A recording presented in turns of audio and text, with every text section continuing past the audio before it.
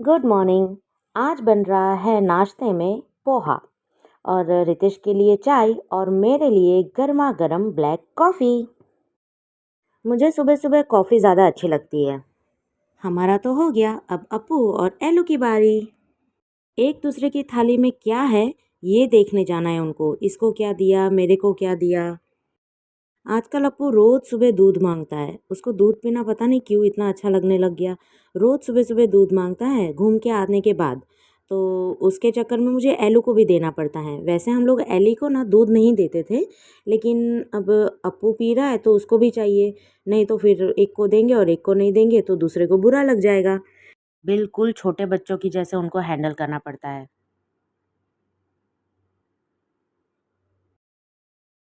उसके बाद हम लोग गए हॉस्पिटल अप्पू को लेकर के, क्योंकि उसने ना कोई मतलब उसको कोई एलर्जी हो गई थी। वो बहुत खुजली कर रहा था और खांसी भी बहुत कर रहा था। तो फिर उसको हम लोग लेकर हॉस्पिटल जा रहे थे।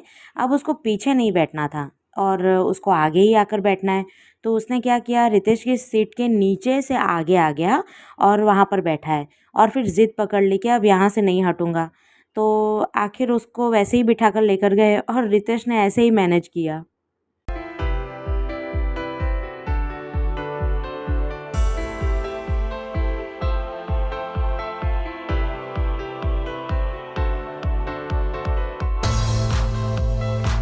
अगले दिन मैं गई कुछ चनिया चोली खरीदने। मुझे उज्जू को पार्सल भेजना था, मतलब कुरियर करना था। तो हम कतारगाम के एरिया की एक इंस्टा में रील देखी थी। तो उसके हिसाब से हम लोग वहाँ देखने गए थे। तो मुझे बहुत अच्छी लगी और काफ़ी अच्छे कीमत में मिली मुझे। बहुत बड़ा काम था उनका और काफ़ी सारी पैकिंग हो रही थी ऑनलाइन की। मीशो, अमेज़न, फिर ये क्या फ़्लिपकार्ट वग़ैरह जो भी ऑनलाइन सब प्लेटफ़ॉर्म्स हैं उनके लिए। तो बहुत बहुत ज़्यादा माल बना हुआ था उन लोग का और बहुत बड़े-बड़े कार्टन में पैकिंग हो रही थी। तो मुझे तो वहाँ बहुत अच्छी लगी सारी चनिया-चोली। मतलब प्रॉपर नवरात्रि स्पेशल नहीं थी, लेकिन ऐसी थी कि जो इंडो वेस्टर्न में भी चल जाए और बाकी सारे फंक्शंस में भी चल जाए, तो हर जगह पहन सकते हैं ऐसी थी। तो मुझे काफ़ी अच्छी लगी वहाँ पर। मैंने बाकी लोगों के लिए भी खरीदी। उज्जू को भी उधर किसी किसी को देनी थी। उसके हिसाब से हमने थोड़ी सी वीडियो कॉलिंग पे ऐसे चर्चा कर कर के फिर ली और अच्छी थी, काफ़ी अच्छी थी वहाँ पर चीज़ें।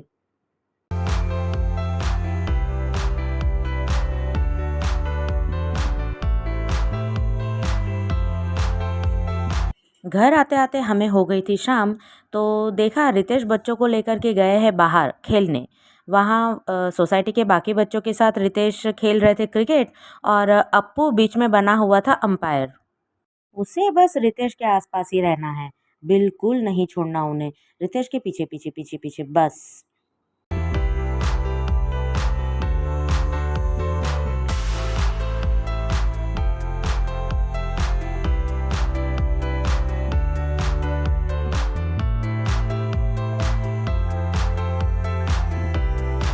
और एली को ऐसे बांध के रखना पड़ा, क्योंकि एली ना किसी को खेलने नहीं देती। वो बॉल लेकर भाग जाती है और वो फिर बॉल खेलने ही नहीं देती।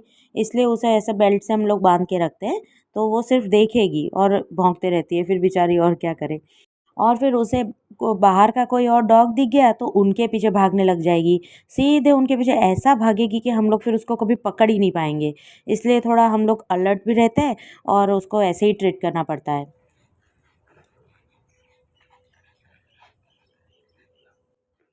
छोटू, चलो 1।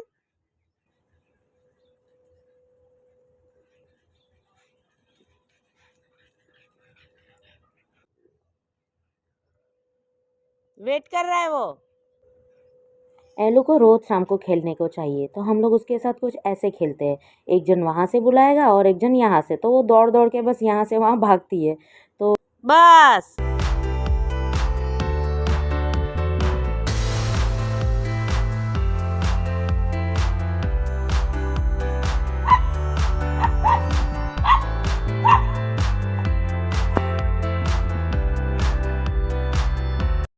खेल कर थक गए, अब बारी आई खाने की। दोनों ने अच्छे से पेट भर के खाया और शांति से सो गए, लेकिन रितेश के ऊपर नज़र रखते हुए।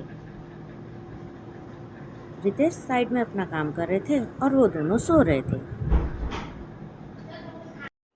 और अब मांगी जा रही है शाम की ट्रीट कि हमें ट्रीट दे दो, हमें हमारी ट्रीट दे दो।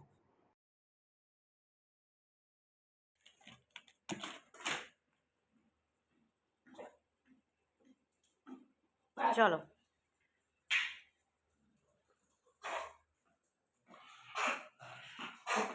नो एलू, नो नो।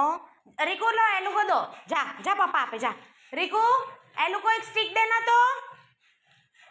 रिकू, एलू को एक स्टिक दो।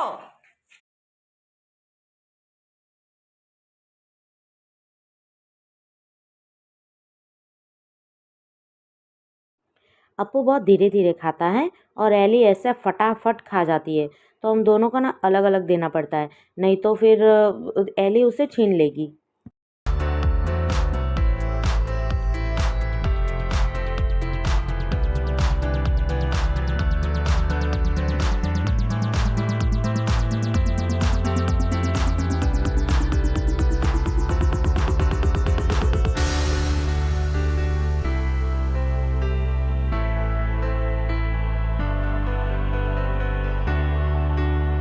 और अब एली ने अप्पू से उसकी ट्रीट छीन ली है और वो उससे मांग रहा है। उसको लड़ना नहीं है क्योंकि एली उससे ना बहुत छोटी है, लेकिन मांग रहा है कि अब दे दो यार प्लीज़, वो मेरा है।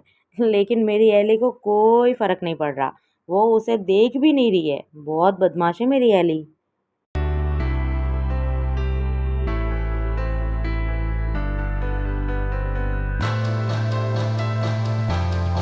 आखिर उसने हमसे कंप्लेंट की और हमने उसको अलग से और एक ट्रीट दे ही दी।